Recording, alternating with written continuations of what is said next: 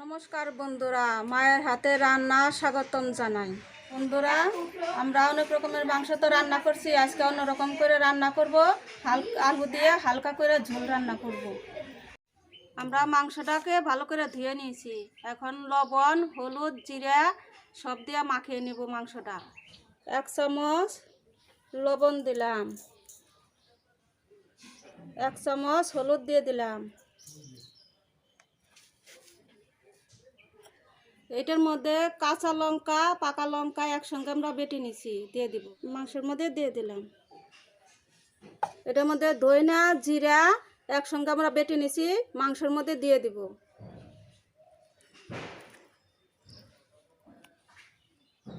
এটার মধ্যে আদা রসুন বাটা আছে, দিয়ে দিব মাংসের মধ্যে। পেঁয়াজটা কুচিয়ে রাখছি, এখন মাংসের মধ্যে দিয়ে দিব। মাংসের মধ্যে অল্প করে কুচি পেঁয়াজ দিয়ে দিলাম, ওইটা ভাজার সময় দিয়ে দেব। এখন সরষের তেলটা দিয়ে মাখিয়ে নেব, ভালো করে মাখিয়ে নেব মাংসটা। এখন মাখানো হয়ে গেছে, কড়াইটা বসিয়ে দিলাম। কড়াইটা গরম হয়ে গেছে, সরষের তেলটা দিয়ে দেব।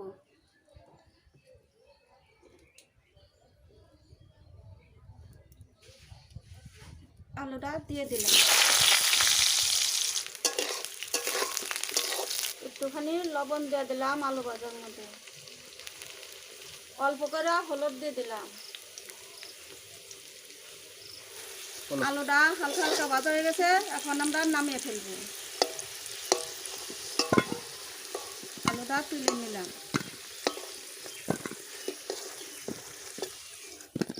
এই তেলে আমরা জিরা, তেজপাতা দিয়ে দিব আলু ভাজার তেলে।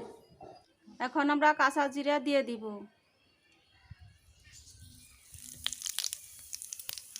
তেজপাতা দিয়ে দিলাম, পেঁয়াজ রসুন দিয়ে দেব।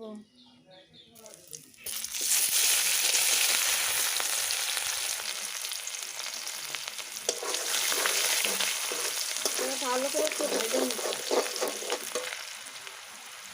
গরম মশলা, এলাচ, দারচিনি দিয়ে দিলাম।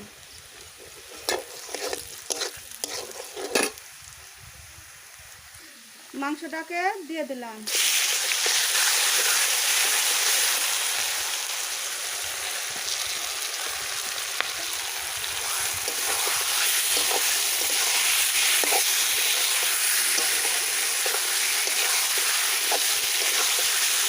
মাংসটা ভালো করে কষিয়ে নেব,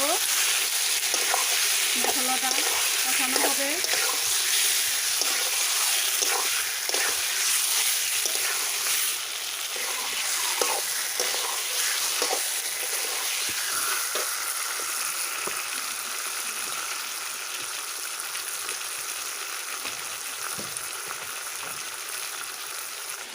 আমরা 2 গোলা রসুন দিয়ে দিলাম, পরে ভাতের সঙ্গে ছাড়িয়ে খেয়ে নেব।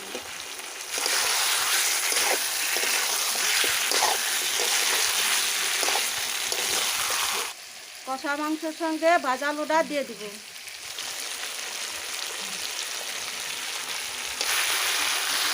ভালো করে নাড়াচাড়া করে নেব, আলুটা মাংসের সঙ্গে মিশিয়ে নেব।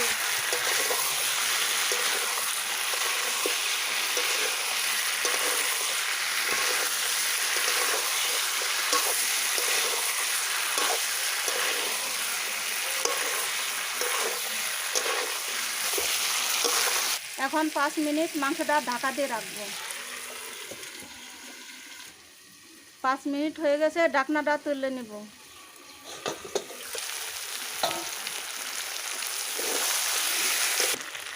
মাংসটা সুগন্ধ,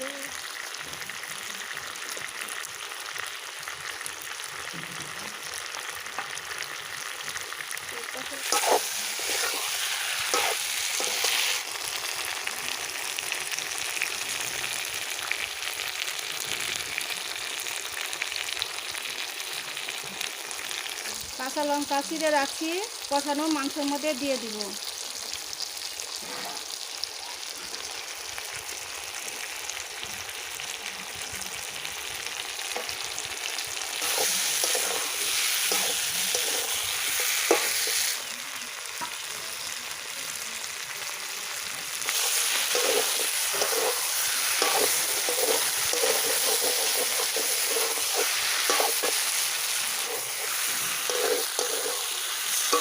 এখন মাংসটা কষানো হয়ে গেছে, পরিমাণ মতন জল দিয়ে দেব।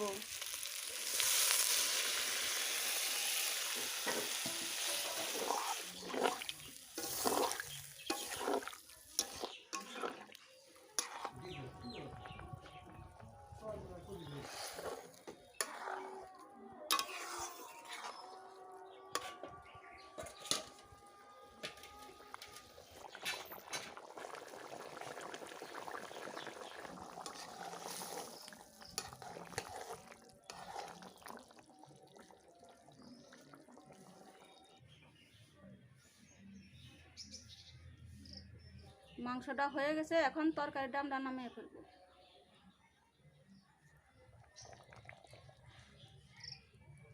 মাংসর কি বাসনা বেরিয়েছে!